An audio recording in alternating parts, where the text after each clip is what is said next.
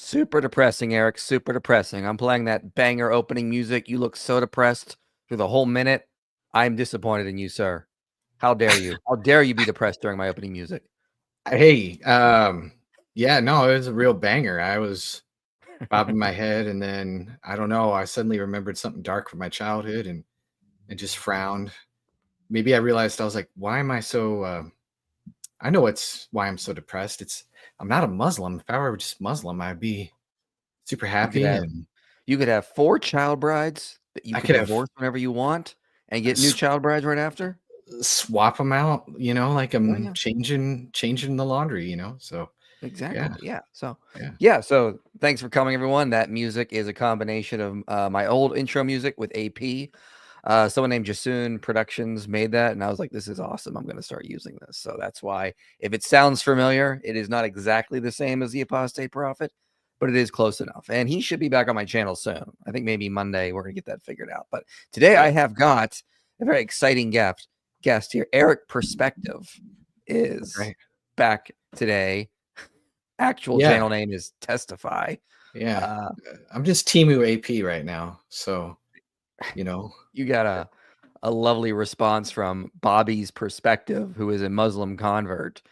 And oh my gosh, was that hilarious. What the heck happened? I don't know. It was pretty bad. It seems like he didn't really understand I don't know. I felt like he just kind of woke up and was like, I need to make something. And this video is doing kind of good. So the question no Muslim can answer. And so I'll try and answer it. I don't know if he watched it before. It didn't seem like he did. I hope he didn't. I mean, that might excuse him a little bit. Because it seems like he just kind of tried to ad lib it, and he seemed to not get my points. Like, really? No, he did not get your points. No, he didn't get your points, and he doesn't understand what a straw man is. He just yelled it a lot, which was well, if you do that, then the dawah becomes more powerful. I see. Yeah. You see, we have to yell straw man. If we don't yell straw man, it's not a powerful refutation. Yeah, you see, and I can Timu AP a little bit here. Like, you see, the dawah is so powerful. Straw man, you see, you silly Christian apologist. You don't know what you're talking about. I'm sorry that sorry, David Wood and Apostate Prophet can't be here. We are the backup team responding to the Dawagandis. That's right. Strawman and Erik, here we are. So welcome, everyone. Did you enjoy the election, Erik? I promised myself I would not pay attention like the night of, because I didn't want to stay up late, and I was expecting I promised myself that. Yeah. I failed. Oh, I failed. But I promised myself that. This was me. Yeah, I wasn't quite that bad. So I went to bed at like 10, and I was like, yeah, this is great. And then I woke up at like 1:30, and I was like, just had to use the restroom, and I thought, I'll just check for a second. Just a second. They probably don't know. It's probably like the last time where there's all this shenaniganizing going on in different swing states, like you're corrupt Arizona. But anyway, so I checked it, and then Trump's up there practically giving his acceptance speech, and I'm like, what? And so I was up for like an hour and a half just kind of paying attention to that and be like, is it real? Is this for real? This isn't going to drag out? And sure enough, it was real. So yep, I said, listen, I'm gonna take a sleeping pill. I might drink a little, I'm gonna go to sleep. I thought it was gonna be close, and then it wasn't close. So I was like, I'll just keep watching a little bit to see if it changes because it was gonna be close. I knew it was gonna be going on for days, but it wasn't. So I was like, I guess I can keep watching. And yeah, then oh look, it's 1 a.m. I guess I should go to sleep now. So Yeah. Yep. Glad that is over. We can get back to some real fun with apologetics and no more political nonsense.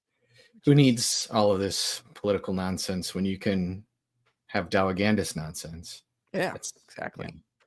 Thank you, Answering LDS. Good to see two of the best apologists obliterate the most obvious false prophet in history. Keep up the good work. Yes, absolutely.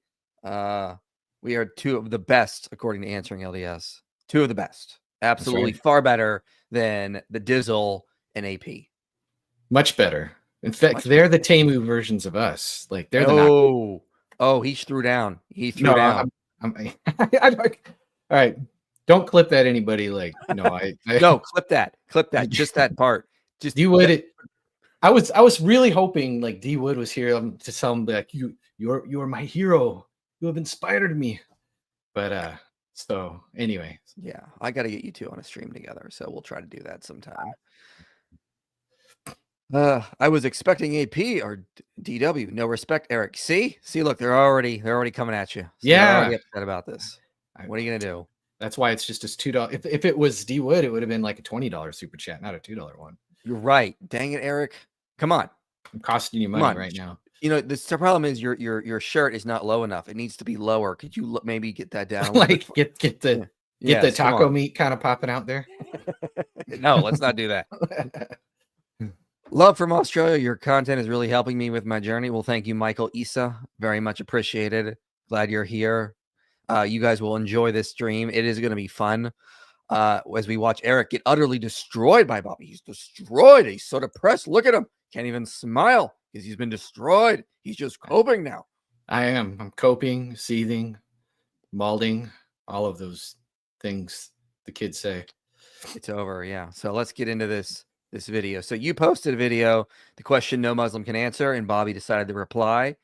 And 15 to 16 minutes, and boy, was this was something. So let's just dive right in and let's go through this. Today we find ourselves with a challenge. The YouTube channel Testify just uploaded a video called The Question No Muslim Can Answer. The video is only 4 minutes long. I haven't seen it yet, but I'm here to take that challenge. He's watched, so remember, he's watching this on the fly. I guess this is his initial reaction to stuff. And so this is why I always prepare for stuff, because sometimes my initial reactions are not the best. I don't advertise you follow Bobby's advice here or in his footsteps. Guys, jump into the video. Do me the favor. If you enjoy my content, leave me a thumbs up. Subscribe to the channel if you haven't already, and check out the links in the description box below to further support my work. And now, with no further ado, let's have a look. Islam, we're told, is much older than Muhammad. Quran 1636 says, "We surely sent a messenger to every community, saying, worship Allah and shun false gods." Quran 4078 says, "We already sent messengers before you," referring to Muhammad. "We have told you the stories of some of them, while others we have not.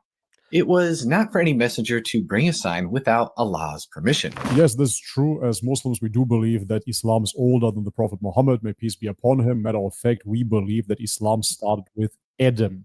Ultimately. Okay, so real quick, I just want to notice something he says here that he does. I don't think he's realizing it. He says, notice, we as Muslims believe this. This is their belief. Yeah. The reason why that is important, I'm sure you know why, is because he keeps confusing what his belief is, what the Islamic claim is, with actual evidence for that claim. He'll just say things like, well, Jesus was a Muslim, was an Islamic prophet. We win. That will be the precedent he sets as he tries to answer this challenge, and why he utterly fails at it. Yeah, no, it's there's a lot of circular reasoning going on here. Oh, is there ever? It's more circular than that shiny head of his. God creates the first human, and naturally that first human is in the correct relationship to God. The correct relationship would be submission to God. Adam is in submission to God until he does not submit anymore. And the Christians would say he fell from grace. He got kicked out of Eden. That leads us to the correct understanding of what religion means in the first place. It means there are only two modes of operandi, if you will, submission or rebellion. Satan was the original rebel, if you will. He rebelled against God's will. So we already see kind of the false dichotomy that Muslims often like to make when they're doing this. There's only two modes, only two things you could believe, apparently. You can either submit to God or rebel to God. We Muslims submit to God. Wink, wink. Because that's what Islam means, submission to God. So if you're not, so anyone who submitted to God must also be a Muslim, right, Eric? Yeah, I mean, whoever claims to be submitted to God. So me and you are Muslims. The Jehovah's Witnesses can claim to be Muslims. Pretty much anybody can claim to be a Muslim if that's the definition. Is I submit to God. It's just he's fuzzifying. He's taking something that ought to be like really super specific, and he's just like, well, it's just this simple by definition. And it's like, oh, yeah, sure thing, man. And I mean, yeah, we as Christians believe you're either with Christ or against him, sure, but like we're not going to say this weird claim that anyone who submits to God is therefore on our side. Like, you just can't do that in terms of the wide spectrum of beliefs out there. Now, you could believe that, as Muslims do. They say Adam and Abraham were Muslims and all this nonsense, but they don't have any evidence for it. That's the challenge. Bobby doesn't understand the challenge. He keeps trying to say, yes, we say Adam was a Muslim, therefore we've won the challenge. No, you need to give evidence that someone like Adam or Abraham was a Muslim. Well, and this is the problem with him not watching the video ahead of time, is the video is not about, can you identify people who claim to have submitted to God from the dawn of time. That's not even remotely close to what the challenge is. He's just answering a matter before he hears it. And the last time I checked in Proverbs, it kind of makes one a bit on the foolish side. So yeah, he's jumping right in with like, well, yeah, we believe. And it's like, well, great. But like, this isn't even the time frame that I'm even talking about. I'm talking about like after Jesus, which we'll get to in the video, to Muhammad. Well, real quick. The challenge you said is that Islam, the Quran says that Islam existed before Muhammad. You offer the challenge, find us Muslims between 40 AD and the time of Muhammad. That's the challenge, if it existed. And they can't give us any actual evidence that there were Muslims from before Muhammad, besides the claims that we see in the Quran and the Hadiths. Yeah, exactly. And so, I mean, maybe we should have set this up at the beginning, but that's okay. So basically the challenge, which we'll see as we go along, is there's four things that I'm looking for here. True followers of Allah believe in one simple message, that Allah is one, worship him alone, keep his laws. They believe that Jesus was a prophet of God, not the son of God, not divine, who taught the one simple message, that Jesus was authenticated by his virgin birth and miracles, and that he was actually not executed by the Romans. And so if the Quran, as the two verses that I quoted at the very beginning of the video, say that we've sent messengers into every community, then we ought to be able to see in a period of 500 years after the Jesus was here on earth up until the time Prophet Muhammad, we ought to be able to see some evidence of somebody who believes these four things. And what does Bobby do? He's back in the Garden of Eden telling me about what we Muslims believe. I really don't care what you believe. I could just be like, well, your beliefs are stupid because you believe your story about Adam and Eve isn't original. It's copied out of Jewish midrash and other sources. There's the whole story of Adam and Eve is different. It's got like the angels freaking out about Allah's plan to create Adam till Allah teaches Adam the names, and he shows up the angels who can't even keep up with how smart Adam is. And that comes right out of Rabbi Akka in the Jewish midrash. And so that's a Genesis Rabbah, and like, great, like, but he's not proving it. I'm putting a dent in what he's actually proving and saying, no, you're lifting stuff out of midrash. But it's just like, great, you believe as a Muslim such and such. You're not even listening to the challenge yet. You're just starting to kind of give me your creed about who are Muslims. Like, Yeah. big whoop-de-doo. You see, Tim is really going hard on you. He says, we have AP at home. The AP at home, EP. Eric's he's going hard on you. He's going to keep coming. You know, how dare, listen, Tim, you don't attack Eric unless you do it in a super chat. Let's just remember that very important. That's a very important way to do it. The only way you can attack Eric on this channel is in a super chat. So keep them coming. Yeah, definitely. I love it. But looking at the history of the prophets that you find in the Old Testament as well, you can only come to the same conclusion, of course, because Abraham surely was not a Christian in the way Christians interpret Christianity nowadays. Because Abraham surely did not pray to Jesus. He didn't do the cross. He didn't have any liturgy in Greek or Roman, etc. My favorite language is What? the Roman language. The Roman language, yeah. Well, I mean, what are we doing here? What are we even talking about? Like, you see, Abraham can't be a Christian, Eric, because he didn't do liturgy in Greek or Latin, as he put correctly on the screen there. He didn't do it. How could you say he's a Christian? Christians, like, this is like really just like just next level bad reasoning. Like, we don't say someone is, oh yes, anyone's a Christian if you do liturgy in Greek or Latin or Roman, or they have a cross, or and they do the sign of the cross. Yes, that's the only. Oh, that's how you are a Christian. That's how we know. That's what clearly the New Testament teaches. Bobby, have you met any Baptists? Like, what are we doing here? Yeah, no, it's weird. Yeah, those are some pretty arbitrary aspects. I don't know. It's pretty bizarre. Listen, we wouldn't say Jesus. We wouldn't say that Abraham was a Christian, because to be a Christian is a follower of the Christ. But it's a category error. Abraham existed before Christ. He can't identify as that. However, because we say Jesus is Yahweh, Abraham submitted to Yahweh. So Abraham is submitted to the same God that Christians do.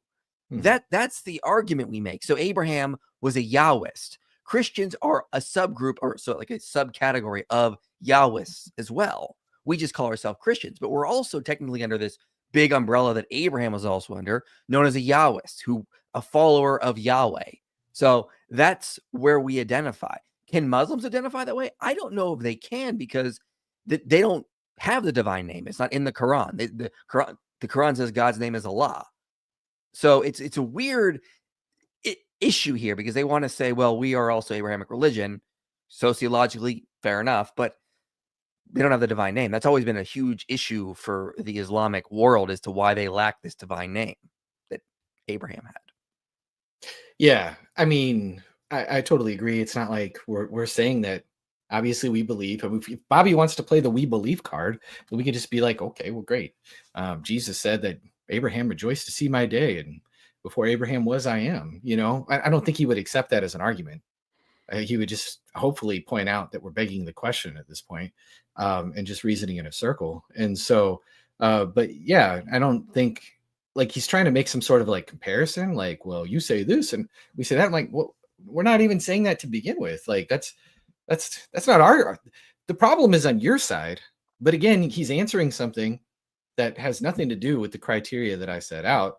He's just like, well, we believe Abraham submitted to God. Okay, well, great. So we both agree. Big whoop-de-doo, you know. Big whoop-de-doo. We might actually have more filled out stories of who Abraham was, that the Quran just kind of mentions these guys and turns them all into converts against their will, apparently. But yeah, it's weird. Yeah. All right, let's get to his next point, because it's just going to get better and better. You name it. So therefore the question becomes, of course, what was Abraham? Should we look into Jewish tradition? Jews will say as well that Abraham himself was not a Jew. He wasn't following classical Judaism either.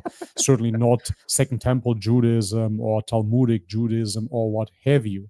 And therefore, we all have to agree that Abraham was a pure monotheist, a submitter to God. And this is not only an Islamic position, quite the opposite. If you look into Christian scholars, Jewish scholars, they will say exactly the same thing. They will claim that Abraham was a monotheist, and hence we are the Abrahamic faiths, right? Judaism, Christianity, and lastly, Islam.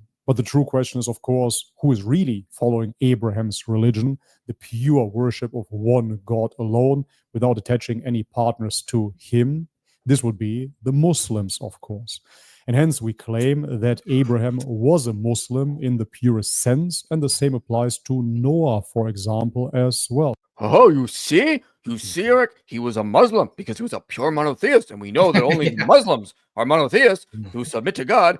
Abraham was a monotheist who submitted to God. Therefore, you see, Abraham and Noah must have been Muslims. Yeah, I mean, monotheism, that's the only qualifier, I guess, that makes you I believe in one God and I submit to him. Therefore, Islam. I mean, sure. I don't know. I mean, I guess we could make a point that, like, we believe even in the Jewish scriptures that there is plurality in the Godhead.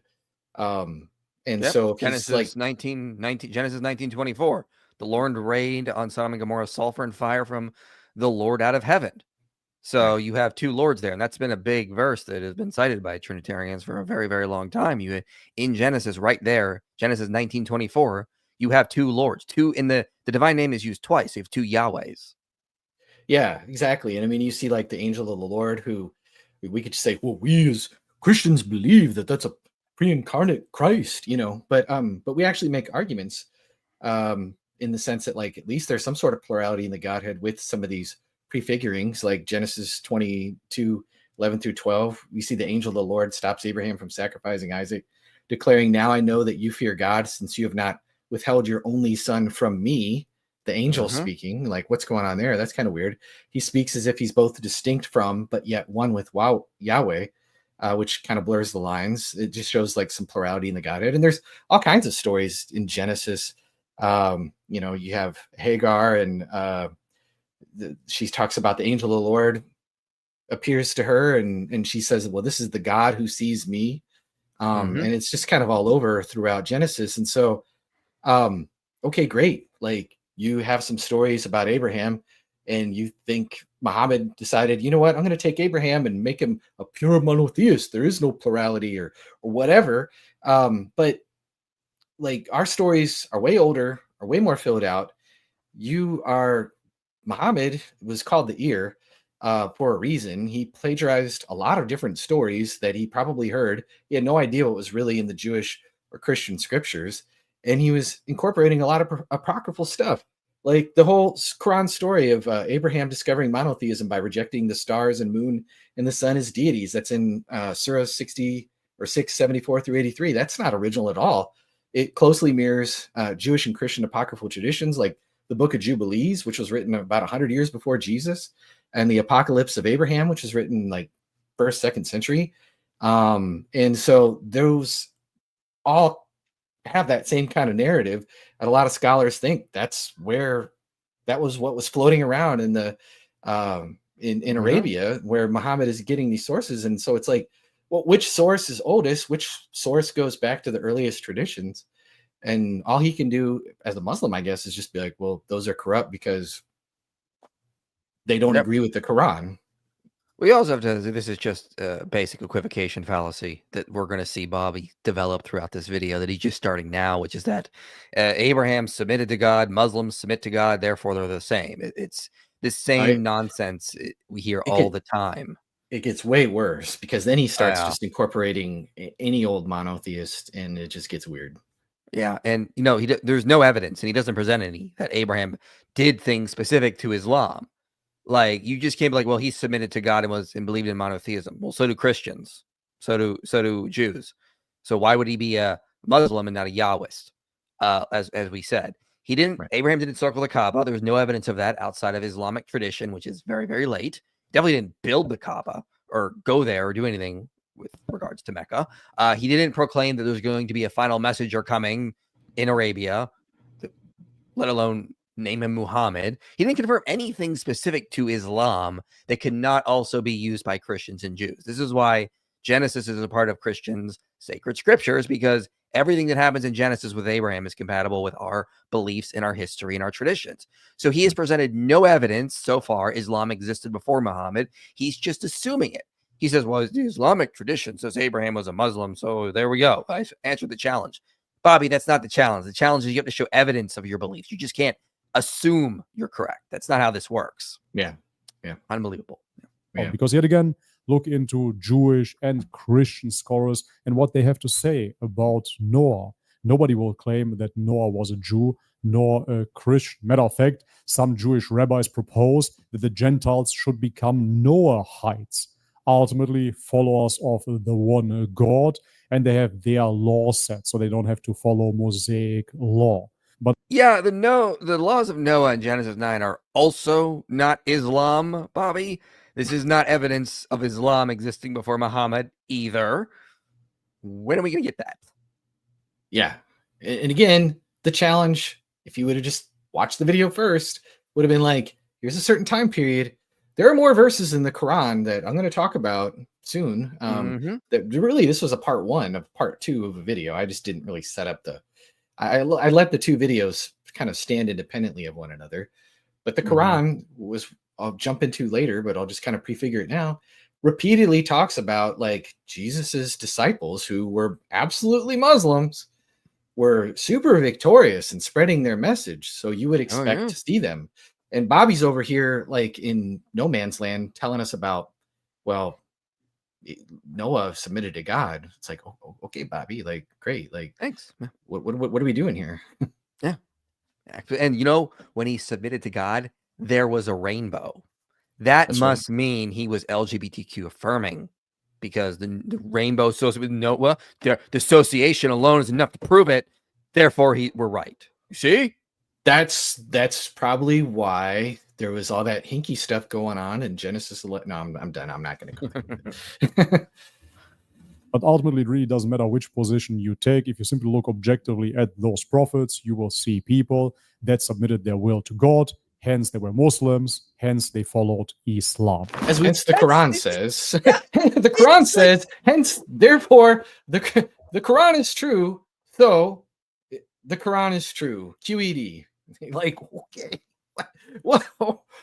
Cool story, bro. Why should I trust your book? Tell me why your book is reliable and trustworthy and gives me correct information about the prophets.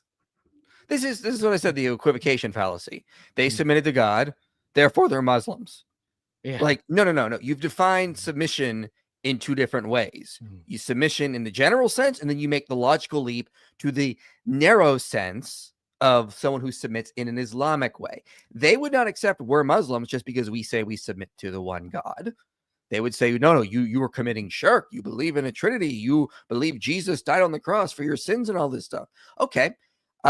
Then you can't define Abraham or Noah as Muslims either, because they didn't do any of the specific things you think are important to be a Muslim. You don't know that they had specific beliefs that would directly align with Muhammad. You're assuming it. And in a sense, you're basically arguing in a circle. You're assuming the conclusion. This is really, really bad reasoning. We still have not got any evidence that Noah or Abraham or Adam, if they existed today, they would be Muslims or they'd agree with the Quran. This is just assuming the conclusion. Yeah. The Dawah is powerful. Powerful Dawah. Powerful Dawah. So powerful. We look around the world and through history, we should expect to find groups of people who Muslims can identify as true followers of Allah. They wouldn't necessarily be called Muslims, and they might not believe everything that Muhammad taught, but they should be identifiable as true followers of Allah. So let's set our Muslim friends a challenge. Let's do we'll the challenge. Specify What's funny is always when somebody's calling you a friend, he most certainly is not. a time period. Okay, see, Eric, you're deceiving him, Eric. How dare you? How dare you say your friends are the Muslims? How dare you? Bobby, I can be your friend, as the VeggieTales song goes, but but his own Quran wouldn't. It says, you who believe, take not the Jews and Christians for friends, for we're just friends with each other. So, anyways, we're the wrongdoing folk, and Allah doesn't guide us. So, I think he's putting his own paradigm in there a little bit. But I did say, hey, Bobby, we could have a friendly conversation in his comments, and I did tag him on a community post. Since then, he has not replied. I don't even know if I can find it because it's in my comment section. Yeah, or I mean, they show you your comments a little easier, but it was there the day of. And it's just been there. It is.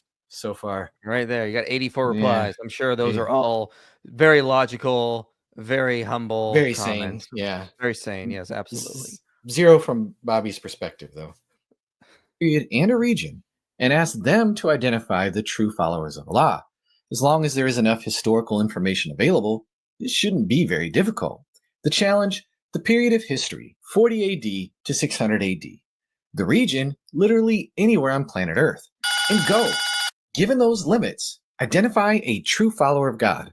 We've provided more than 5 centuries in the entire Earth, so Muslims, this should be super easy for you.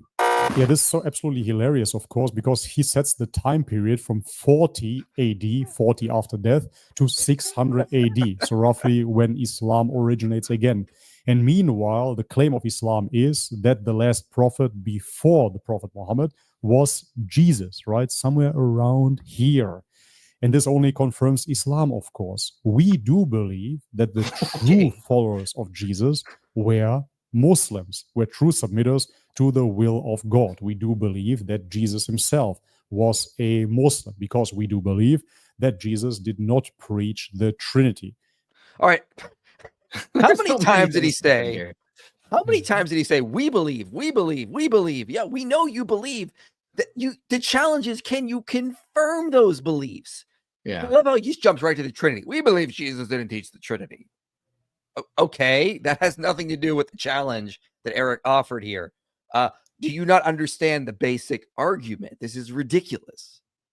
Yeah, and again, like, this should be, we could maybe watch part of the other video if you want to, but I can kind of give the general argument. But Surah 61:14 says, "O believers, stand up for Allah, as Jesus, son of Mary, asked the disciples, who will stand up for me with Allah? The disciples said, we will stand up for Allah.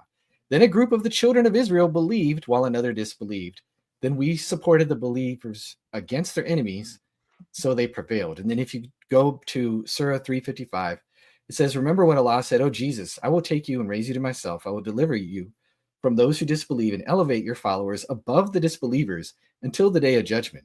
Then to me will all return and I will settle your dispute.'" So here he basically says that Jesus' disciples are Muslims. Okay, this is what he's basing his belief on. This is why he keeps telling us all about his creed and what his Quran says and everything else without any sort of evidence. And we're saying, okay, great, Bobby.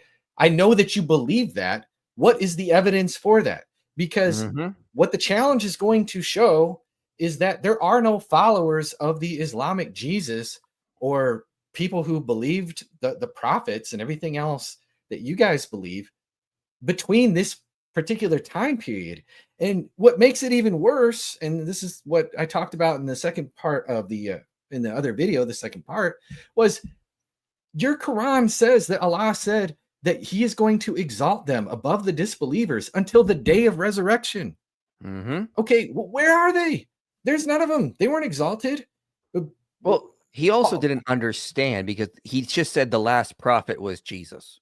That wasn't the challenge. Right. Wasn't the identify the last prophet. The challenge was to find true followers of Allah that would be Muslims and be followers of Muhammad if they existed in his time as well.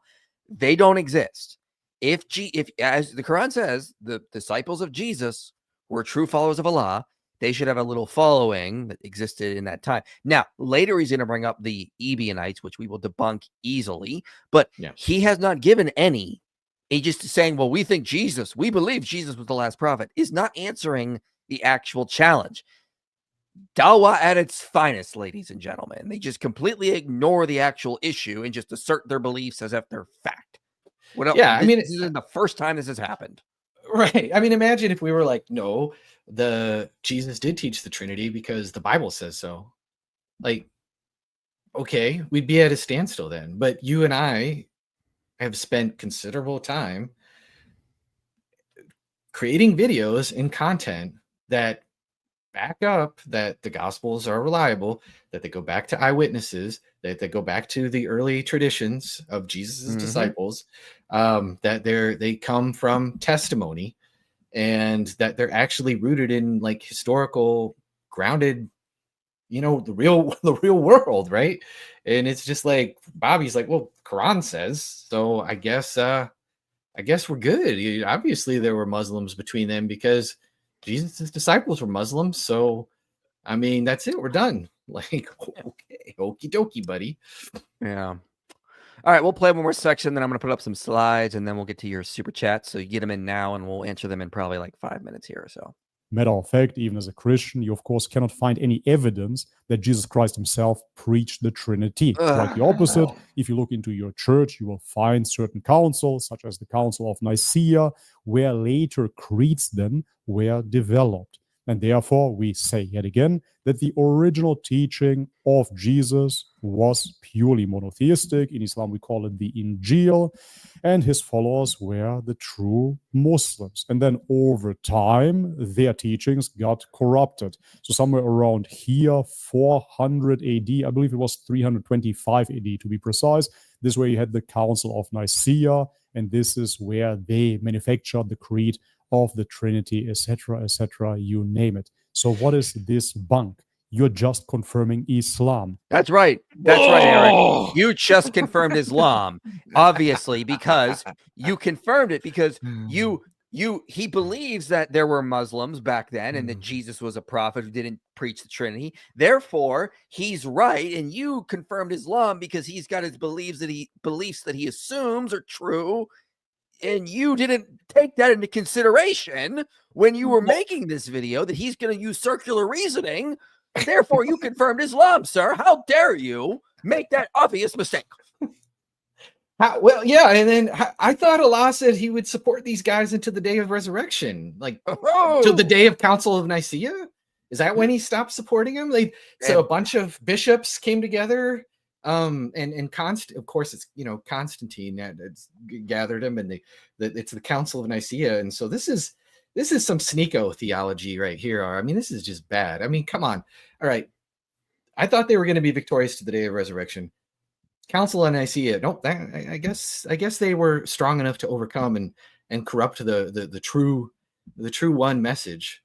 Even though we have tons and tons of data that I'm sure you're going to go through, and I could talk about of where no, this was a very early belief, Trinity, Jesus being God, Jesus being the Son of God. Well, what do you do? The Tao is powerful. The good news is we actually have some Muslims watching, and they're losing their minds in the chat.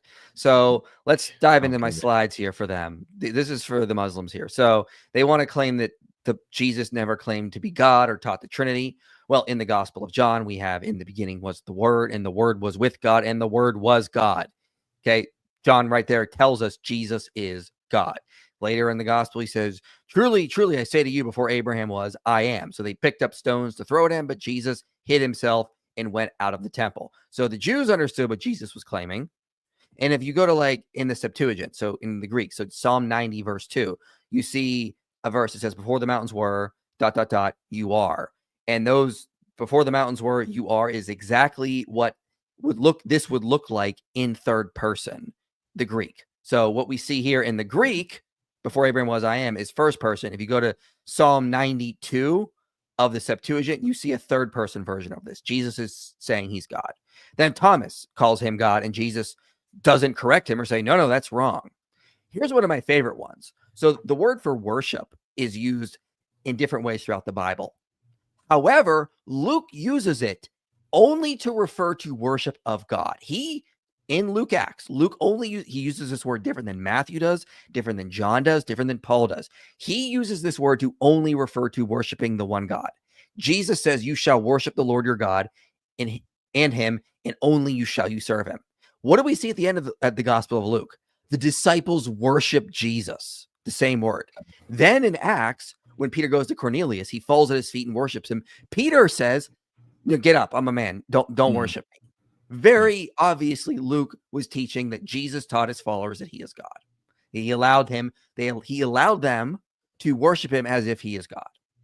And of course, we see in Matthew and Luke, we see this phrase, Lord, Lord. Now, here is a challenge to Muslims. So here's another challenge.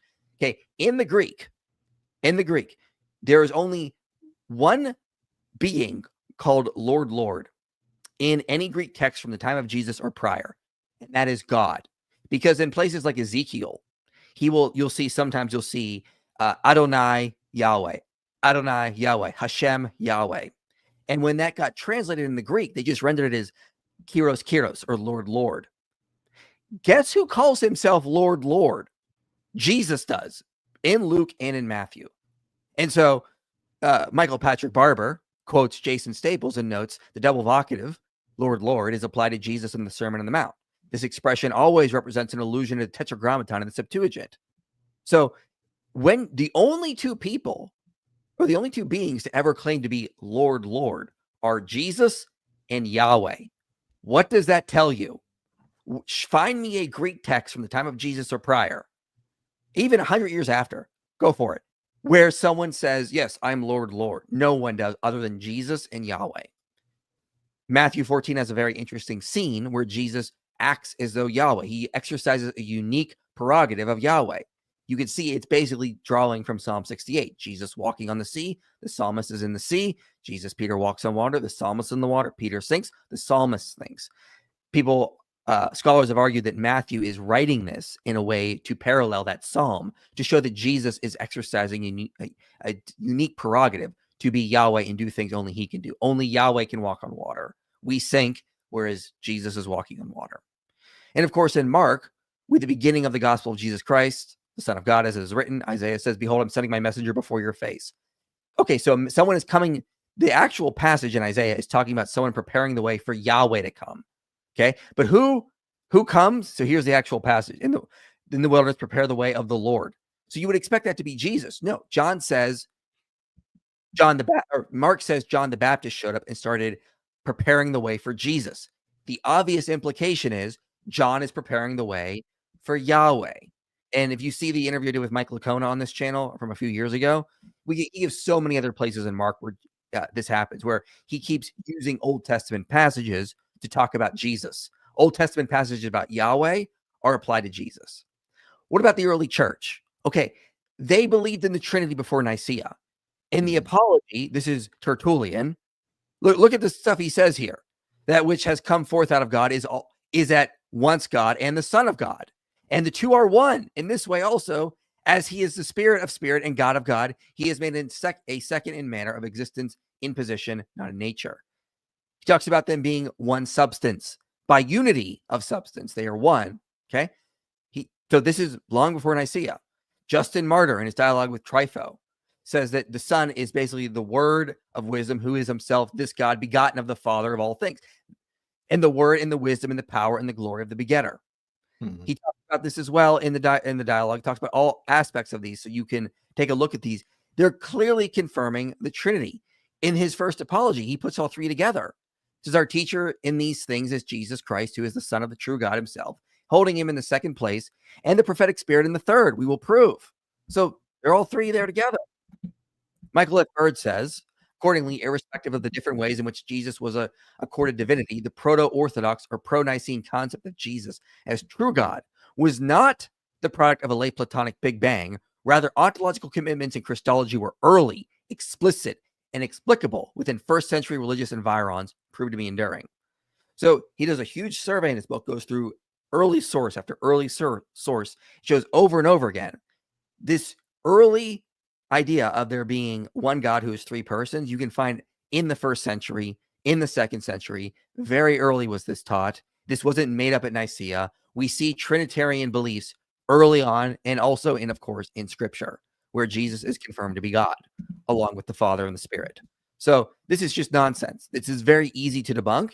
And this is just a tip of the iceberg. I have so many other ways I could go in and show how this is clearly early beliefs about God being triune within the first century. To say otherwise is just absurd nonsense.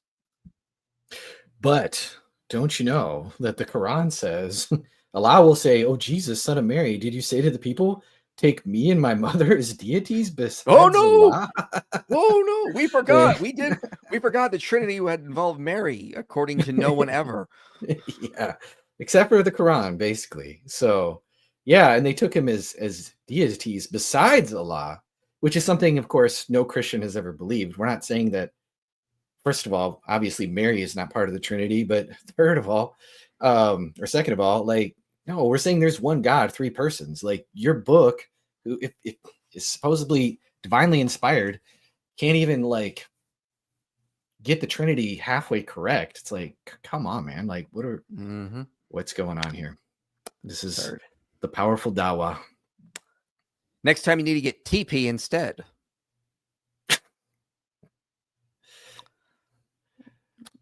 I thought of a bad joke, but I'm not going to make it because it's Muslims. What are your thoughts on the NASA recording of supposed eclipse in 33 AD? I'm trying to be cautious, but it seems pretty close to traditional dating. Yeah, I've seen scholars argue for that. I think it's a pretty accurate, because I think Jesus was crucified in 33 AD. There was also an earthquake in the area in 33 AD as well, which the Bible talks about. And it was like a 6.4, I think, was the magnitude, which could cause structural damage, like tearing the temple, like causing the temple to have problems with the curtain, for example. It could cause tombs to open up, structural damage to buildings. So yeah, there was an interesting earthquake and an eclipse. I think it lines perfectly. And of course, if dating based on John, I got a book here called Chronological Aspects of the Life of Christ by Harold Honer. He talks about that as well, and he comes out on the 33 AD date as well, using what John teaches as well as the synoptics. So that's where I go to. Talk about Islam and atheism a lot. How would you go How would you go around and point out inconsistencies in smaller religions like Sikhism? So if I understand your question right, why don't I go after Sikhs? Because I'm not dealing with them often. If there was a huge population that was really influential online, yeah, I would be. But right now, atheism and Islam tend to be the two biggest opponents to Christendom. So that's kind of why they're on the chopping block in a lot of videos. And I don't think they're really making the same kind of, well, first of all, yeah, they are pretty limited to India and like pockets here and there of Canada and maybe in the United States here and there, but they're not making like claims that you can really investigate. I mean, usually like there's some sort of miraculous claim being made. The Jews would say, we have the dividing of the Red Sea. The Christians are going to say we have the resurrection. The Qurans might say, Muhammad performed miracles, and the Quran itself is a miracle. And there's, fulfilled prophecies in it, and scientific miracles, and all of their. And cows like it when you recite it. Therefore, it's evidence it's from God. Obviously. That's right. Yeah. So at least they make some claims that you can investigate. Whereas I don't think Sikhism makes like those kind of positive claims where you can really like test its truth. I think it seems like it's just kind of a blind faith type of religion, but I'm willing to be corrected by any Sikhs that are out there. Let me know. But yeah. Yeah, if it's more in my face, I'll address it. But I feel like these are two bigger pressing matters. Islam, especially because it's the world's second largest religion. So, and atheism has got a lot of influence in academia and the media. So it's kind of more in our face. He even acknowledged that Islam came around 600 AD. Well, to be fair, I don't think he said that. I think he said it reemerged. So I think he acknowledged that it went away for a while. Maybe he thought it went away around 40 or so, and then it reemerged at 600. Maybe that's what he was arguing. But I think he used the language of reemerged, to be fair to Bobby. Well, yeah, and that's the problem, is because it completely goes against, he's contradicting his own book. He's contradicting the verses that I quoted at the beginning. We already sent messengers before you, Muhammad, who've told you stories of some of them, while others have not. It was not for any messenger to bring a sign without Allah's permission. So the Quran is clearly saying that there were other prophets besides Muhammad, and some they know about, some they don't know about. But we should be able to see pockets of their followers by people believing the criteria that I lay forward in the video. And Bobby just kind of, but Noah. All right. Because the Quran. Eric, I want you to stay calm while I read this next super chat. Okay. I want you to stay calm. All right. What are your thoughts on Mike Lacona saying that the minimal facts is much easier to explain than the maximal data, and we should resort solely to minimal facts? All right, Eric, calm down. I'm going to hold you back. Calm down. Oh no, I'm smaller.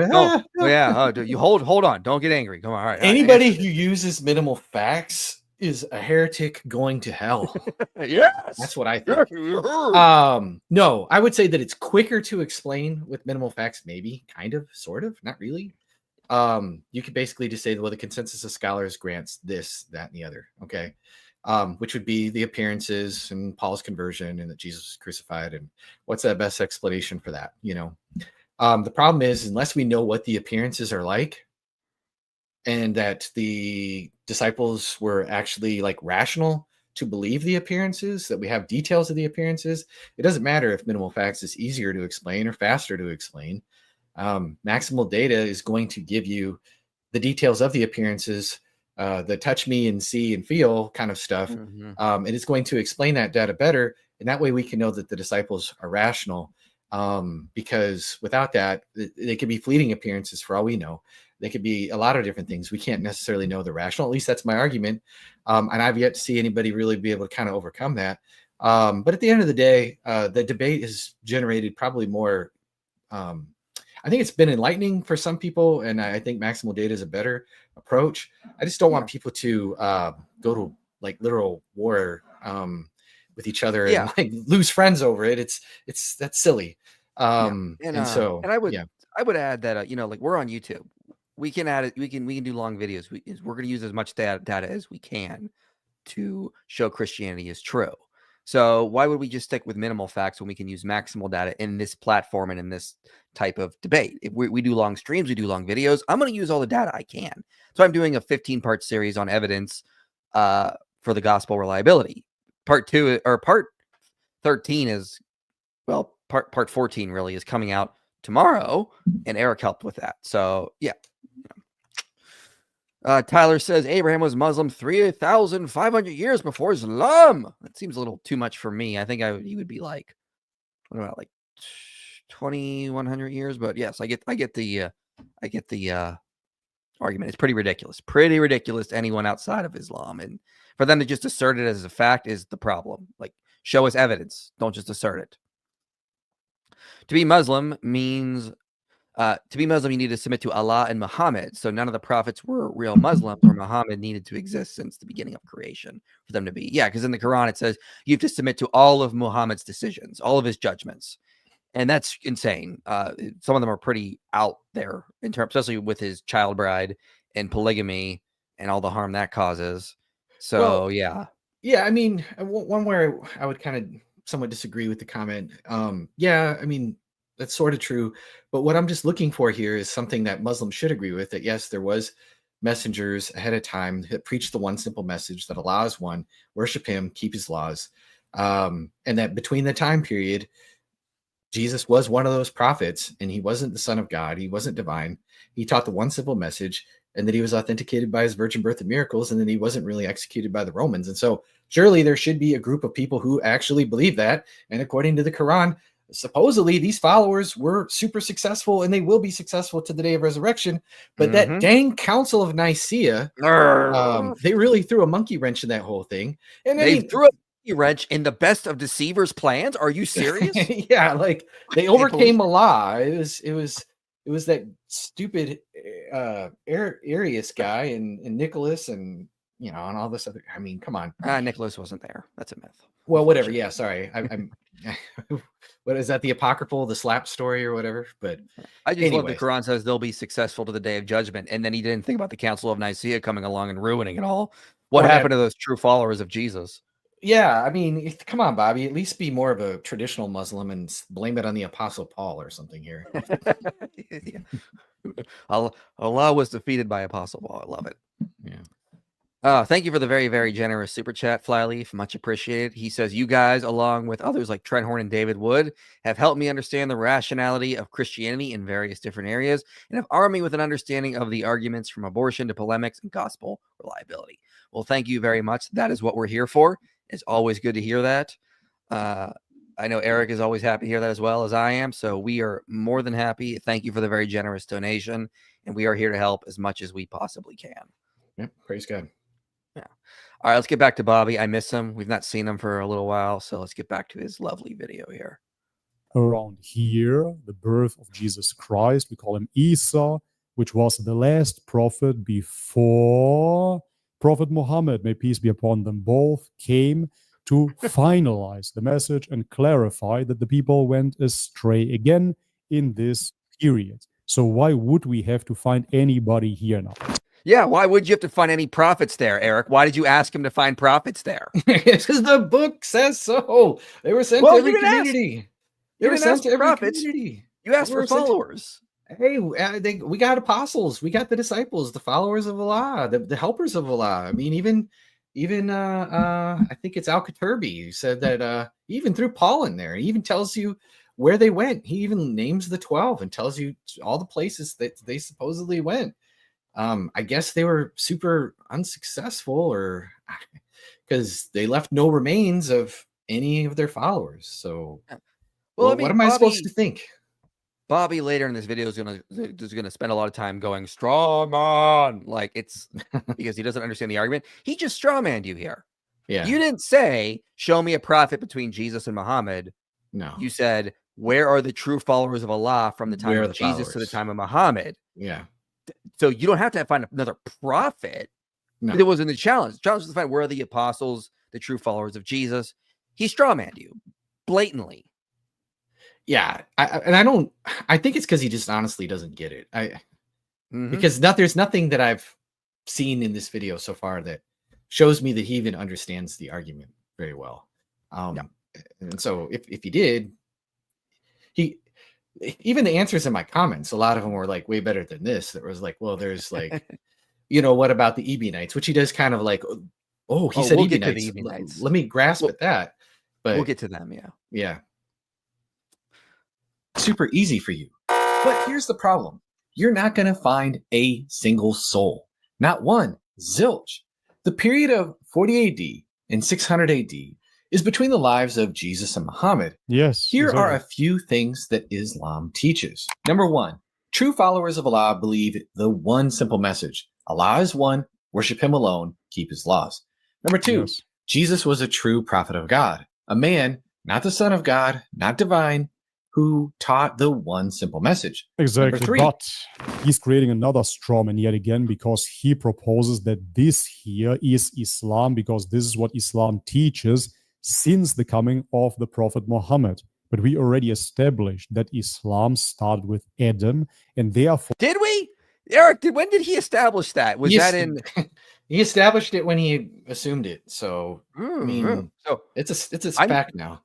I'm going to start using this reasoning, Bobby's reasoning against Islam. Listen, guys. All right. Listen, we know, for example, that Jesus taught the Trinity. I don't need to show you. Just ignore the slides where I demonstrated that earlier. that's what we Christians believe. So we've established that he did. Is that how we do this, Eric? Yeah, that's exactly how we do it. I mean, all right. Yeah, that's my book. My book's Islam inspired. Debunked. Yeah. So that's over. Game over, guys. Oh, yeah. I mean, what would be so controversial? Why he's upset about point 2 in particular?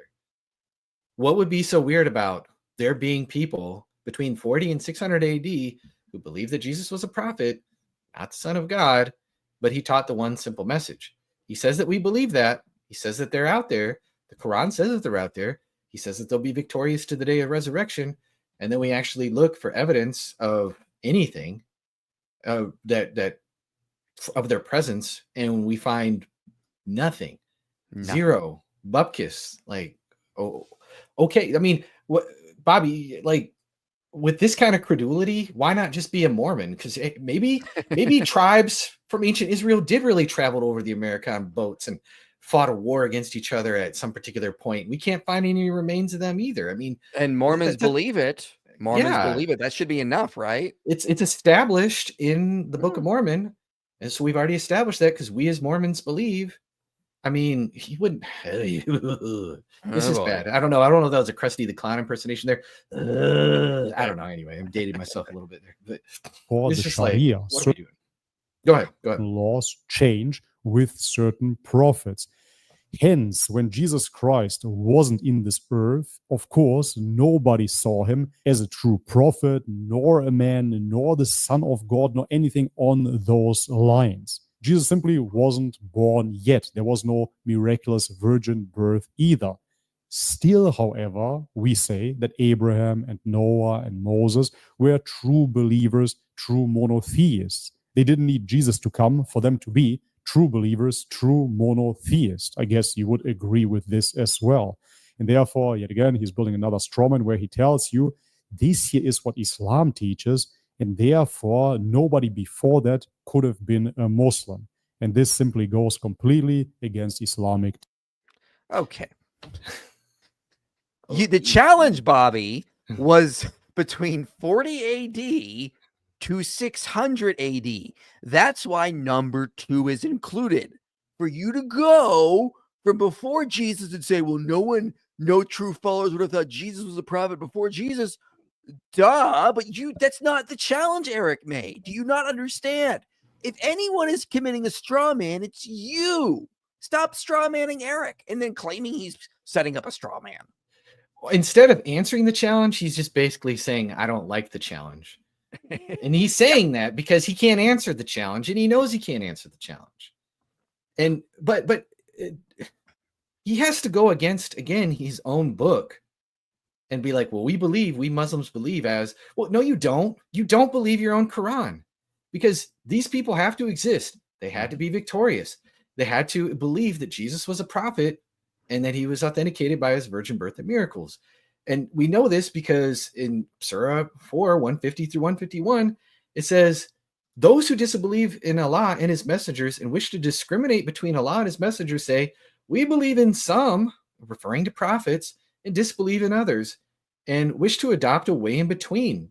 There isn't a way in between. You accept all of Islam's prophets, which would include Jesus. And it should be pretty easy to find people who see Jesus as just a prophet of pure monotheism saying, obey God between 40 AD and 600 AD. And you cannot find anybody in that particular position. He brings up the Council of Nicaea as if that's when the Trinity was invented. The whole controversy over the Council of Nicaea was against Arianism and the Orthodox Christianity. What was Arianism? They denied that Jesus was deity, but they still called him the Son of God. They still said he was pre-existent, and they still thought he was crucified. So they fall on criteria 4. So like, he could have at least maybe grabbed at that. He didn't even try to do that. Yeah, listen, we can't get into the Nicaea. That's too much for him right now. To try to explain that as well, it's going to be too much for him to try to follow along with. It's the Book of Nicaea. That's the book of the Council of Nicaea. Yeah, Nico knows. It's beautiful. All right. Teachings. Jesus was authenticated by his virgin birth and miracles. Number 4, Jesus wasn't executed by the Jews and Romans. Keep those in mind as we work through the candidates for the true followers of Allah. Basically, 4 categories of people that we can look at. Category 1, the pagans and other religions of the world. You don't believe the ones. You didn't understand it at all. They believe in many gods. Belief in one God is extremely rare outside of the descendants of Abraham. For example, it appeared very briefly in Egypt around the 14th century BC, and that's about it. True followers of Allah. Yeah, he makes more baseless claims here, of course. He simply lists some pagans and tells you, well, monotheism was never around. It was always paganism. But that is simply not true. First and foremost, in Islam, we believe that monotheism was first. Before you can believe in... We don't care what you believe for the 1 millionth time. Yeah. Nobody cares. Can you actually answer the challenge instead of you should just agree with me that like the world was mostly pagan, Bobby? How difficult is that? Isn't that what like Muhammad came to like get rid of, was the paganism in Arabia? Nope, like, that's a baseless claim. What are you contesting? You should just be like, okay, I agree with this. Let's move to the next point. Like, I got to disagree with the Christian guy with every single thing that he says because he's the Christian guy, so he must be wrong. Like, this is totally uncontroversial. Mm-hmm. 2 gods, you have to believe in one God. We believe that the fitra, the natural predisposition of man, dictates that to begin with. But nevertheless, if you look into history, of course, you can still find monotheism. For example, if you look into Zoroastrianism, there you will find, of course, the mention of the singular God of wisdom called Ahura Mazda. Or even in the Vedic tradition, you find mentions over and over again about the singular source of creation, which is referred to as Brahman. But even within Greek philosophy, for example, if you look into Neoplatonism, the One is mentioned, and he is the ultimate singular source of all reality. But even if we look into the indigenous religions of Africa, of course, the Christians nowadays would see them as pagan. But nevertheless, we do find beliefs in the supreme God. In certain African traditions, the god was called Nyame. Anyways, all of this confirms Islam yet again. I mean, whoa, stop. That's right, so folks. Are they Muslims, Bobby? Is that what you're telling us? They're monotheists. Erik, Ahura Mazda, Allah, obviously, same thing. Obviously. It's the same Obviously. thing. Yeah. Is Zoroaster one of the people of the book? Yeah. Is Zoroaster one of the people of the book? He Uh-huh. didn't. Obviously. He rejected the Jewish prophets. Bobby, what is you doing, bro? Yeah. Ah. Listen, if there is monotheists in Africa and Asia, Yeah, that confirms Islam, that baby. confirms Obviously. Islam. Yeah. Obviously. Pay So no attention Islam to is what they just actually believe. monotheism. Islam is just monotheism. That's it. Okay, great. You see, guys? We've Uh, confirmed it. We are Muslims because we are monotheists. End That's of right. story. We're Muslims, just like the Zoroastrian followers are, just like the people who follow these African monotheistic cults are, just like some Hindus are monotheists. All of us are Muslims, according to Bobby. Yeah. Checkmate. Who cares about the prophets? We don't have to believe in any of those, even though the Quran says, hey, you can't accept, you got to accept them all. But nah, you don't have to accept any of them. But Listen. Zoroaster is a prophet. Zoroaster is a prophet. That's exactly why the Muslims drove the Zoroastrians out of Persia in the 8th century, because they just saw that he was so compatible with their faith. Listen, Muslims accept all the prophets. They accept Jesus and Muhammad and Joseph Smith, Ellen G. White, the founder of the Baha'i faith. They accept all the prophets, right? That's what I've been told. Islam is so inclusive. It accepts all the prophets, unlike you bigoted Christians who leave Muhammad out. Yeah. Unlike they accept all prophets. Oh man. Dawa guys, come get your guy. Come get your guy. He's talking to ChatGPT. He's talking to ChatGPT, rigging it to do all these things. Like, your guy converted and he just needs to study first. Like, there are tiny channels that make responses to me that are just doing a better job. And I mean, they're not doing a great job by any stretch of the imagination, but come on, like what is going on here? Like, I can't imagine too many Muslims even being like, yeah, Bobby's got some good points here, except the bozos in the comment sections who are just like, this is so powerful. The Christian has been refuted, you see. Oh, let's look at the comments. That's a good point. I got to see some of these. I didn't read them earlier, so I want to look at them now. Let's see. He also didn't tag you. I noticed. I was looking earlier. He did not tag you. He didn't. He didn't. So, yeah. See, for indeed it is not the eyes that are blind, but the heart. You are blind, Eric, because you don't see his powerful dawah of assuming Islam is true to argue Islam. Like, question so stupid nobody can answer. Well, he didn't answer it, so I guess he's stupid, according to you. Wow. I felt my brain rot seeing Christians trying to make Islam look bad. It's like you can't even like reason with these people. Like, if you're convinced by this, you're not interested in truth. You're interested in in-group loyalty to your Muslims. I'm not trying to make Islam look bad. I'm trying to show you that it's false because it makes claims that aren't true. If I don't want anybody to believe in any religion, including Christianity, if it makes claims that aren't true. The reason why I'm a Christian is because it makes claims that are actually true. Anyway, have you guys seen Jake's 3-hour-long video about the Trinity before Nicaea? I did some streams back in the spring with William of Patristic Pillars, and we responded to some of Jake's claims about that. William just debated Jake and utterly destroyed him on Justin Martyr. If anyone's interested in that, utterly destroyed him. He got him on a lot of good points. And not according to Jake, though. Jake thinks he cleaned his clock, which is pretty funny. They always claim victory. Like Daniel Hakikichu claimed victory in my debate with him on child marriage, even though he just like I used his own studies against them. They always do this. That's the problem. They sacrifice truth. Muslims do this. They sacrifice truth on the altar of in-group loyalty. Like, I'll tell you when someone does bad as a Christian debating, like Mike Winger debating Matt Dillahunty. Mike Winger didn't do that well. Okay, it wasn't his best performance. Mike Winger did good debating Apologia, but not so good against Matt. That's just the way it is sometimes. I don't think William Lane Craig did that good against debating that one atheist whose name I just completely forgot, the physicist. Yeah, Brian. I don't think it was Brian, but yeah. But like, I'll tell you when Christians don't do good in debates. Yeah. I rarely see Muslims doing that, and especially it's not in that. Sometimes I'll see comments, but like the influencers, no, they just we destroyed them. We always win. It's so beautiful. We destroy them. Sean Carroll, because my it was going to bother me, so I looked it up. Sean Carroll, yeah, good point. I admit I didn't think of the other meaning of TP. Oh, you were talking about yourself. I see now. Okay. Okay. I mean, I took it as yeah. All right. Do you think online atheists are victims of the Dunning-Kruger effect? Since people like Matt Dillahunty don't even engage with arguments, I don't want to psychoanalyze people.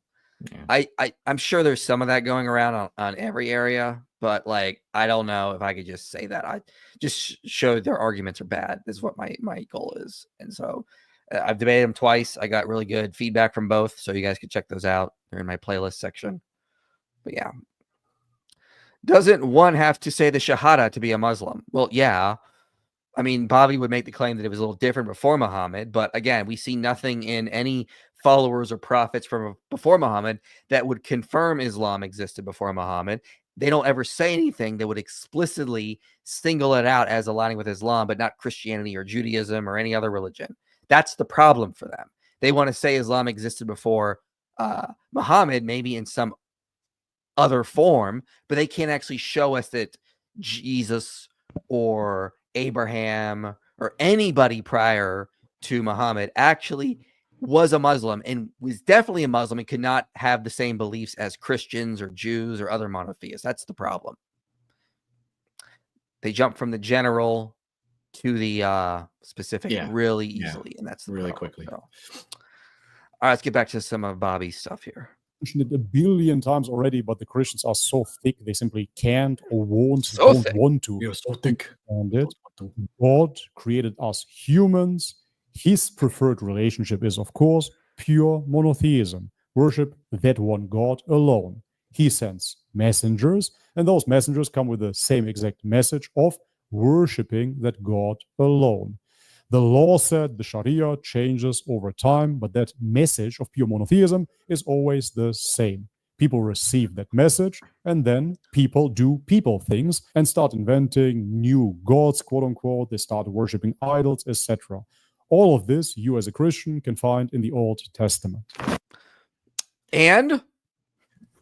Yeah, well, again, just agree with my point, Bobby, and let's move on. Like, most of the world was pagan. You should agree with that as a Muslim.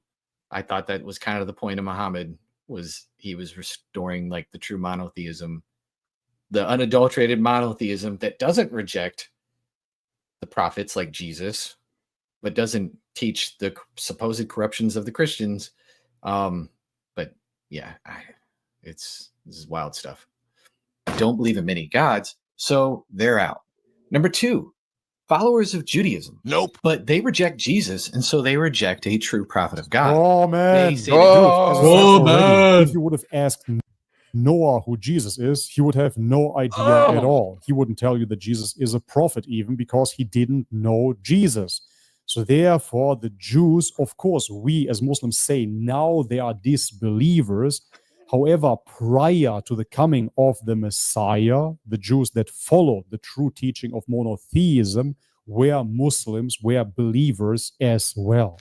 The challenge is from 40 AD to 600 AD. Bobby, that's a straw man. That's a straw man of what Erik was arguing. Going from before Jesus is a straw man. Maybe when he was crying straw man, he was telling us what he's about to do. He's like, I guess I got to set up the argument. You know, like maybe that's the title page. Straw man. Here's my argument. It's a straw man. I'm going to explain what he gave you a definition of a straw man or an example right there for us. So. Yeah. Thanks, Bobby. Cool. Yeah. I think that's what he's doing. He's setting himself up so we knew what he was about to do. So true prophet didn't do any real miracles. You keep going. I'm sorry. It was executed. His execution is affirmed in the Talmud. That's why True followers of Allah don't reject Allah's messengers, so they're out too. Number 3, Orthodox Christians. They believe that Jesus was the divine Son of God who was crucified and raised from the dead. True followers of Allah don't believe that a messenger of God is divine. Exactly. As I said in the beginning, the Orthodox Christians. So he's feeling. Hold on. I mean, I don't know if we could even skip over this. Bobby, what are you responding to here? You're just agreeing with me. Why is this so painful? I'm giving you 4 categories of people, and you're agreeing with every single one of them, but you're like, whoa, there's so much pain. This criteria that I completely agree with. Oh, of course we agree with this, but I don't, for some reason. I have to come up with something to say so I can upload something. Like, bro, what is causing you pain? You agree that the Orthodox Christians fell into disbelief, so they're not true followers of Allah.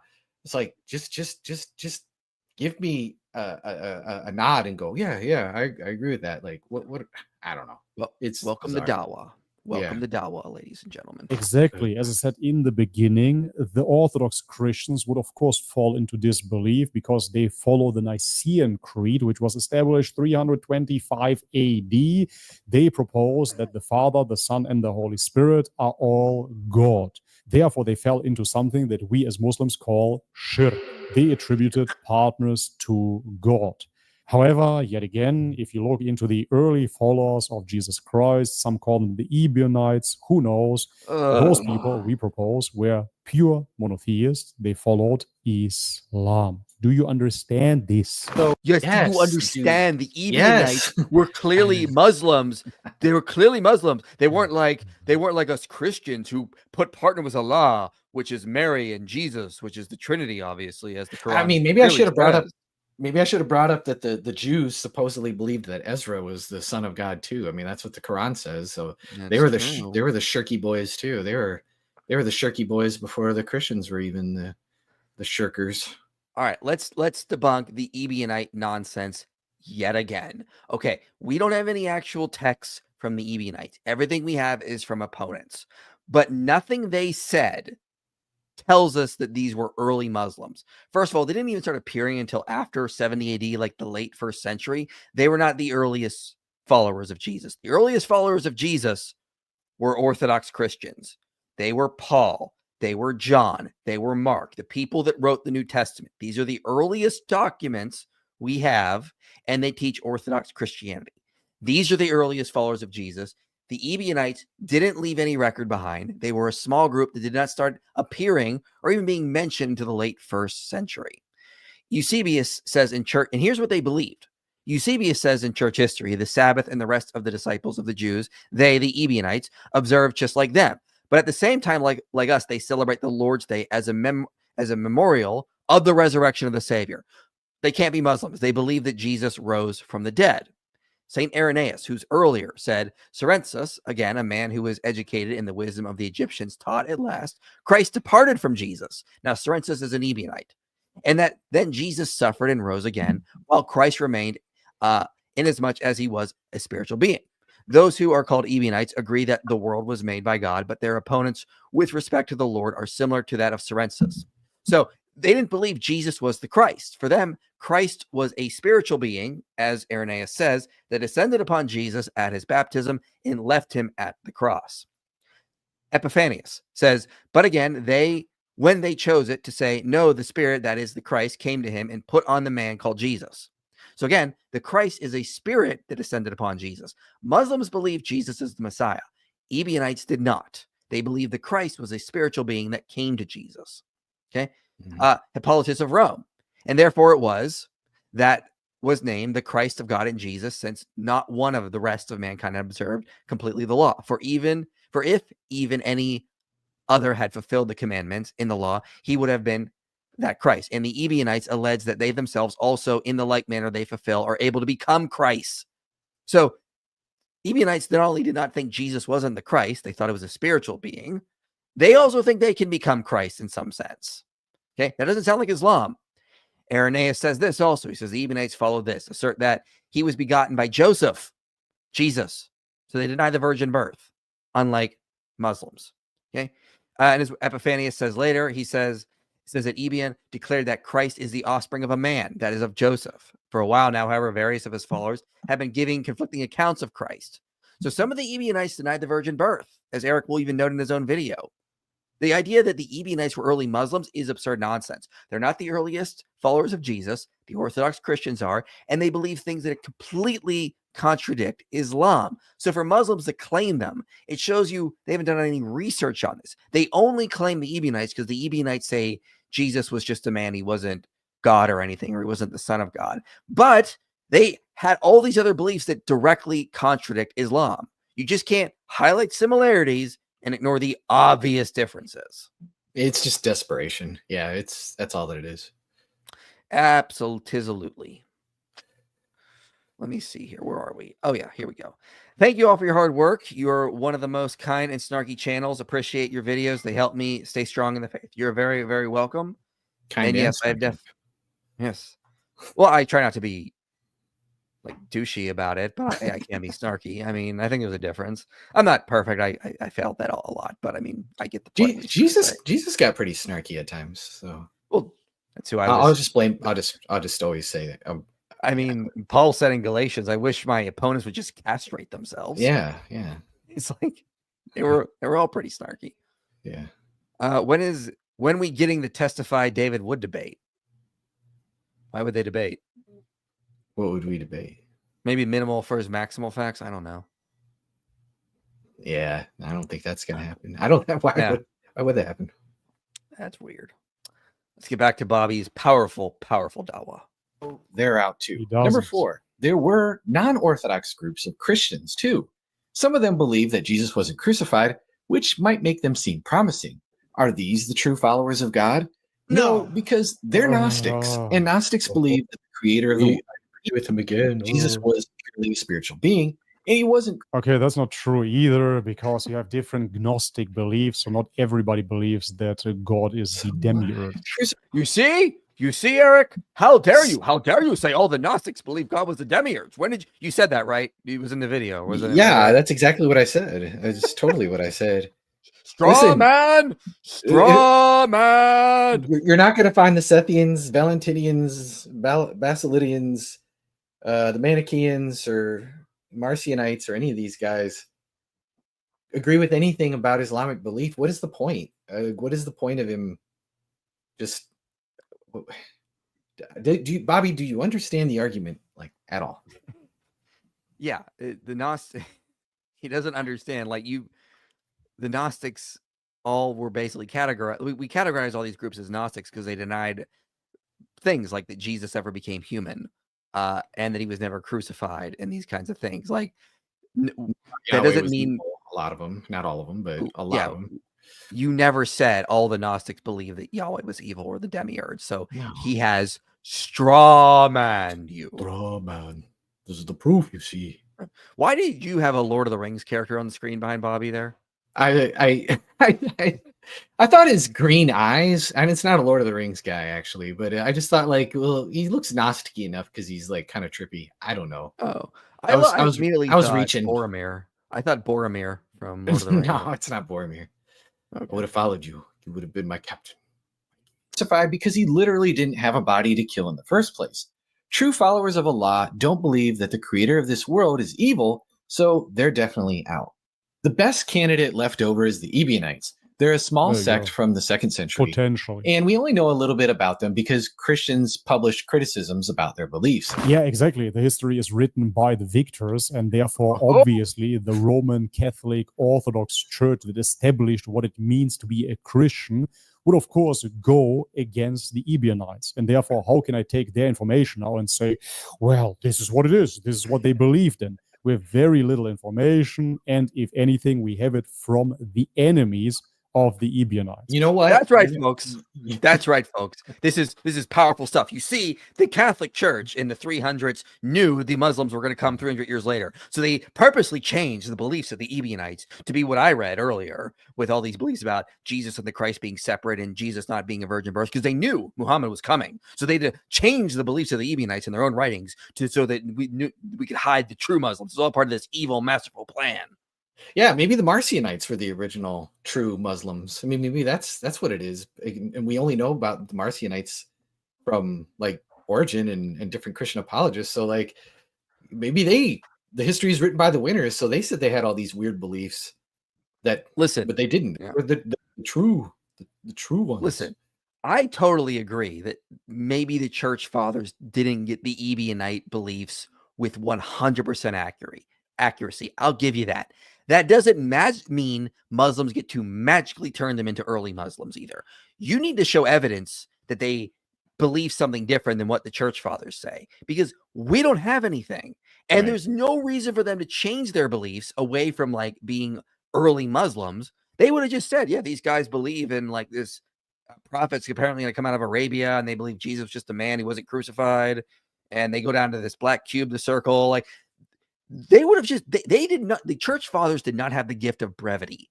They talked a lot about the various heretical groups. Guess what they never talked about? Early Muslims. The Ebionites were not Muslims. The Gnostic groups, the various Gnostic groups, were not Muslims. They all had beliefs and ideas that contradict what we see Muhammad teach. The only time we get an apocryphal gospel that agrees with Muslim teachings is in the medieval times, and it's the Gospel of Barnabas. and it doesn't even agree with Islamic teachings in certain points, because the person who wrote it was such an idiot that they didn't understand either religion. And so, yeah, like this is just desperate. Like he's just clinging to these guys like they're his last lifeline, that they're going to somehow back him up, even though he himself will admit that what we know about them is patchy at best, which is just desperation. He knows he bombed the challenge. He knows he can't actually answer the challenge. Every community, we've sent messengers. You'd think you'd find a pocket of people somewhere that agree with the 4 points between Jesus and Muhammad. And he's all he can, at best he can do is just say, well, we as Muslims believe, and talk about some dudes that he's going to claim as Muslims from that are Old Testament prophets. And it's just like, okay, Powerful. Challenge Matt there, Bobby, is pretty patchy according to scholars. But could they truly be the real followers of Allah? Absolutely not. Some of them were actually Gnostics, and others of them rejected. Yeah, you basically debunk yourself yet again, because you said some of them were Gnostics, which confirms my claim that Gnosticism is not one single entity. There were many different beliefs that later then were classified as Gnostic. Jesus. You see, Eric, you debunked yourself somehow, because he's off on some nonsense tangent. Like, dude, he's putting words in your mouth. You never said they were all believe the same thing. He just made that up to try to, which is a straw man. Yeah. So let's just say in the worst case scenario that I misrepresented the Gnostics. What the heck does that have to do with meeting this challenge? Absolutely nothing. Absolutely. Virgin birth. They created their own version of Jesus and rejected the real Jesus. True followers of Allah don't reject Allah's messengers, so they're also. And he has absolutely no proof that all Ebionites rejected the virgin birth at all. Out. And so you have no proof that they did accept the virgin birth. Like, you have no proof of solid proof that the Ebionites taught Islam. So, dude, like, yeah, what are we doing? What are we doing? Utterly failed the challenge. So the challenge is still out there, Muslims. Mhm. Can you find us followers of Allah from between 40 AD, 600 AD before Muhammad? Where is this group of early followers of Jesus that denied Jesus was crucified, denied that he rose from the dead, thought he was just a human, just teaching pure monotheism? Where is it? What was there anything else that we should add to that challenge you had in the original video? No, that's basically the 4 points. And so it's just like, yeah, where are they? We should just see that there's these true followers of Allah who teach this message that believe Jesus was born of a virgin, performed miracles, but wasn't executed by the Romans, and was not divine. He was just, I think somebody said Ebionites at the Gap. That's good. Oh, so you put it on the screen. We both like that. So yeah, it's just like, yeah, come on, like, step up. Bobby's the only, you know what? I'll give Bobby credit for at least taking a stab at it. It was a terrible stab at it. It was a stab basically in the dark, but he took a stab. Probably should have prepared a little bit. Probably should have looked a little bit more. Some people I have seen in my comments say, well, what about the Hanif? And the Hanif are basically kind of like these proto-Muslim people, and they'll say like, well, Waraka, which was like the guy who sounded like a Christian. He said that he was translating the Gospels in Arabic, and he met Muhammad, and it was like, oh, I noticed the sign of the prophet on you, and kind of basically said he had the goods and all this other stuff. but there's no like external evidence for the Hadith outside of Islam. We don't have anything that really backs it up. We just have Hadith and just Muslim sources for it. And so that's like the best I think that they could say. I could have mentioned in the video the Arians, but I already mentioned why they're out, because even though they believe that Jesus wasn't God, they still believed he was the Son of God, which would make them guilty of shirk. They still believe that he was crucified. They still believe that he was pre-existent and that he was more than just a prophet. So you guys got nobody. If your book is making historical claims, then we should expect to be able to find some kind of historical evidence. So I don't think anybody can meet this challenge, and I'm willing to be proven wrong. But yeah, and Joshua Little, for example, who's a Hadith expert, like he wrote his dissertation on the Hadiths, just says it's all garbage. Like all these traditions in the Hadith, they're impossible to verify. They're all based on hearsay, and they're written like decades. I think some are 100 years after Muhammad was supposedly died around that time. So I mean, it's all garbage. Yeah. It's a lot of broken chains. And if you ever if you ever really want to like reading Hadiths, to me is like reading like a joke book when I was a kid, like reading dumb knock jokes or something when I was a kid, because the Hadiths, there's the reason why there's Quranists out there. It's because the Hadiths are hysterically embarrassing. Starting with marrying a 9-year-old, and then there's all kinds of like Hadiths of like what was it, Muhammad ordering Aisha to throw sand in grieving women's mouths. There, and like there's so many goofy things. There was one of my favorites is where Muhammad was like depressed, kind of like I looked like at the beginning of the stream. All his wives were bugging him about money and different things like that. And one of Muhammad's companions decided to slap one of them on the neck. I think it was his daughter that Muhammad was married to. And then that started a big slap fight, and everyone started going around and slapping Muhammad's wives on the necks. And then they all just kind of laughed about it together. And it's like, good times. But like, do you guys really believe this is historical? Like, do you believe that Jews really were turned into rats? Because that's what the Hadiths report. Do you like, there's a lot of really weird stuff in there. And so anyway, I like this one. Let me put this on the screen.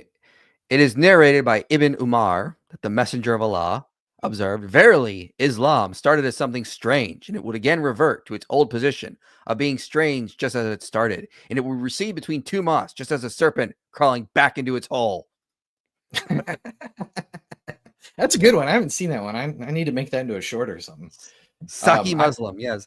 Islam is going to eventually recede like a serpent crawling back into its hole. Yeah, exactly. We completely agree with you. Yeah. Yeah. Hey, I think this is an authentic Hadith. I'm ready to take the Shahada after that one. There's a lot of amazing Hadiths, like Muhammad saying the eyes with the leather strap of the anus. The eyes with the leather strap of the anus. Because if you fall asleep and you need to clean yourself up before you say your prayers, because you'll be unclean, and Muhammad doesn't want to smell your poo, or that Satan farts when the call to prayer happens. And it's just wacky wild stuff. Drink camel urine. That's nothing says divine revelation like downing a glass of camel pee, but Muhammad, according to the Hadith, says it's pretty. They were trying this weird Hadith one time, talking about a fly, and it says if a fly's in your water, push it in, because the disease is on one wing and the cure is on the other wing. The cure is on the other, yeah. An actual study came out trying to confirm it, written basically by Muslims. And then like I saw another study say like, well, no, it's that there are antiseptic properties in the fly's actual like intestines. It's not on the wing though, so it's not even like confirming the Hadith. So it's one of those things again where it gets it wrong. This is the proof. This is scientific miracles, Utter nonsense. Yeah. Well, my favorite one I think is where Moses he's taking a bath, and there was this rumor he would take baths by himself while Israel would take group baths, and and so there was this rumor that there was something wrong with Moses' well, yeah, he had a scrotal hernia, we'll put it that way. And so Allah carried out a conspiracy to make a rock steal his clothes. And so he ran around naked, chasing the rock to get his clothes, and then he beat up the rock to show that no, there was nothing wrong with Muhammad's gonads, apparently. And so the plan was a success. And it's like, I mean, okay, the reliable Hadith. Powerful stuff. Thank you, Steve, for the super chat. Zoroaster preached monotheism to polytheist Persian. You see the proof of Islam. You see, this is the proof right there. Yeah, that's why the Persian Muslims drove him out. That's kind of what we get, though. Like, that's what Bobby was doing, basically being like, oh, yes, because there was monotheists in Africa, in Asia. This is proof of Challenge Islam, met. or this challenge met, ladies and gentlemen. Like, guys, again, real simple. You just can't point to people who believe in monotheism before Muhammad and say, this is what we're talking about, Islam. No, that's not how it works. You need to actually show people that had very specific beliefs that could not have been anything but Muslims. So did they go circle the Kaaba before Muhammad? Did they were they looking for some final messenger coming out of Arabia before Muhammad? No. Yeah. We can't find them anywhere. Right. The Zoroastrians were not called people of the book, right? Nope. So the Quran says you can't reject some of the prophets and hold on to grab a hold of some of them and reject some, grab some. I'll get it right here. And so they don't accept any of them. So that doesn't work. Yeah, that's really, really desperate. Excellent. So what do you have coming up on your channel, Eric? Anything exciting? Anything amazing? I've been really busy with some other things, so I'm kind of figuring out. I do have a video where I'm going to be, since I'm talking about Islam right now, where I talk about historical anachronisms in the Quran, just where the Quran gets things completely wrong historically. I'll give you one example. The Quran says that there's crucifixion in the time of Joseph. You gotta get ready for that. Their dumb objection, because they'll be like, well, that was referring to putting people on a stake. On a stick, yeah. No, I'm ready for the dumb objection. I'm gonna contrast some of the historical anachronisms with the fact that the New Testament or even Old Testament is often historically confirmed, and so this is what it looks like, versus one or the other. So I'm going to contrast that. I'm kind of debating on going after Jehovah's Witnesses a little bit. There's some videos out there against them, but I might as well go against all the cults. I started with the Muslims, and so I might do a series of videos on that as well. Yeah. I definitely am going to have a video on the personhood of the Holy Spirit, which I think just by itself destroys Jehovah's Witnesses, because they just regulate him as some kind of force. Yeah. One of the dumb arguments they use about Egypt is they'll be like, they use one of their historical miracles of the Quran. They'll be like, well, the Quran says that in the time of Joseph, it was only the king of Egypt, but in the time of Moses, it was a pharaoh, and that's historically accurate. The problem is it's a very bad comparison, because the pharaoh of Joseph is only mentioned like 9 times or so, or maybe like even less than that. It does not compare to the vast extended stories we have in Genesis. And also, it's in Hebrew. The Bible was written in Hebrew. The Old Testament, at least, was Hebrew and Aramaic.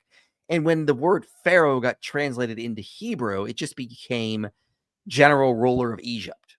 So it did not have the same Egyptian meaning. It's like the English word for Pharaoh. You could read Egyptologists. They'll say, yeah, the Pharaoh Khufu built this pyramid. Well, he wasn't never called a pharaoh yet. But we say that all the time, because in English, just like Hebrew, the word Pharaoh just means a general ruler. So they're supposed historical miracle is riddled with problems. It's just not convincing at all, and it's like the best they can come up with to support the Quran. I think I see a comment from Houston Euler right there. Quran 20 or 1220 says at the time of Egypt, Joseph, that they were using Durham coins. That's what I'm going to talk about as well. And then I'm going to compare that with Jesus or the Gospels, where they don't just get like the coins right, but they get the values right and all that other stuff, which would be, so it's kind of like when somebody's trying to fake a religion, they make mistakes like these. Also, but the Gospels get over and over. Also, the Quran uses I believe, an Arabic word for Pharaoh, which is a transliterated from the Greek. And why are they so no one in Moses' time would have used that term for Pharaoh in the Arabic or Greek term. That's a later Greek. So why is it using a late word? That doesn't work either. So there's that. There's also chainmail allegedly in the time of David, which is also nonsense. Yeah, that's another example I'm going to use. Yep, a lot of that. Yeah. Yep. Eric and I have a video coming out tomorrow on this channel. Do you remember, Eric? Well, you did the one with the UCs, the undesigned coincidences. Yeah. I'm trying. Is it this one or is it a different one? No, this is the one. I'll play the first. This is the one. Okay, awesome. Yeah. Yeah, you're gonna like here. I'll play the opening for this, but this will be premiering on my channel tomorrow at 2 Eastern, I believe. The Gospels are foundational to Christianity, but many doubt them, claiming that they're unreliable and written by men long after the eyewitnesses passed away. But when you look at the data, you find this position can only be held to if you ignore a plethora of evidence. Throughout this series, we have demonstrated the Gospels are incredibly reliable and most likely came from the eyewitnesses of Jesus. But there is even more data to cover. The Gospels surprisingly confirm each other in subtle ways, and together, they give us a reliable portrait of who Jesus is.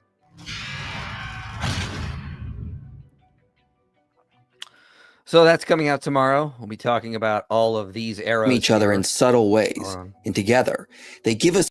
That's what we're going to be building over time, all those arrows. This is like, as far as videos, I mean, I've done lots of videos on undesigned coincidences and people have talked about it, and I won't spoil too much of it because I want people to come watch tomorrow, but well, obviously they're gonna. But the way that you illustrated this was like just really, really cool. Like this was the coolest presentation, like visually. I mean, the way it's all spelled out is fantastic too. But visually, like this was like the best I've ever like kind of seen it, which is really, really cool. So I'm definitely excited for people to get a hold of this. I'm interested in seeing the response to it because I know people kind of try to poo-poo the whole thing, but the objections against the argument I have just found to be very hand-wavy and weak. And so it'll be interesting to see if anybody kind of takes us up on this challenge with the really contradicting the argument, because what has been put out there so far by skeptics and whatever has just been absolutely abysmal. So yeah, it'll be interesting to see.